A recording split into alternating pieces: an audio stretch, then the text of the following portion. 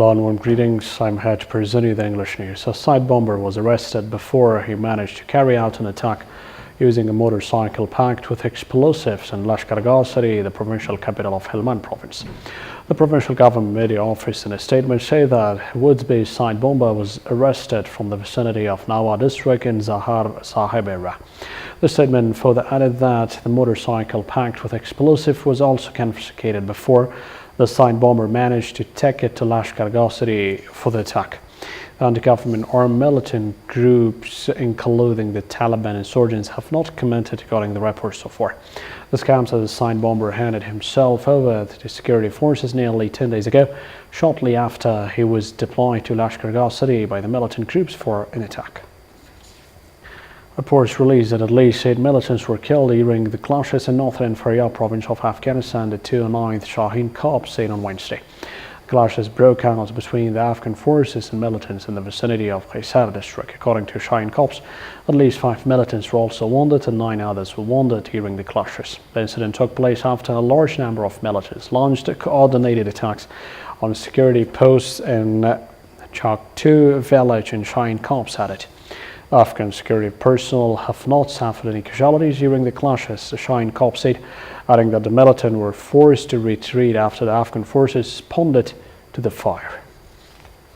Cyril Ramaphosa was elected as South Africa's president in a parliamentary vote on Thursday after scandal-ridden Jacob Zuma reluctantly resigned on orders from the ruling African National Congress.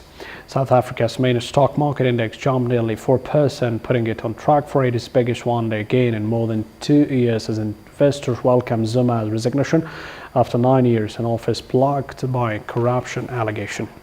But the road back to prosperity and self-respect under Ramaphosa, who became ANC head in December, will be long and hot in nation, still polarized by race and inequality more than 2 decades after the end of white minority rule. And a former student armed with a rifle stalked the halls of Florida school, breaking windows and shooting terrified students in a massacre that left 17 people dead on Wednesday, authorities said.